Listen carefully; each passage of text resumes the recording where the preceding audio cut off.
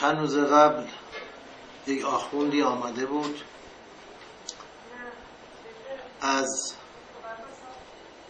وزارت اطلاعات. اول گفته بود میخواهد با ما مذاکره کند، ولی از شروع کلامش تهدید و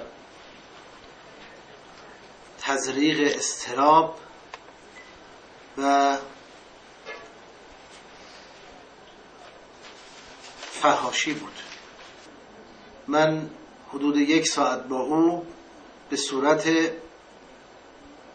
درگیری لفظی و عصبی برخورد کردم و او مرتب می گفت حکومت غالب است، حکومت برنده است، حکومت زور دارد.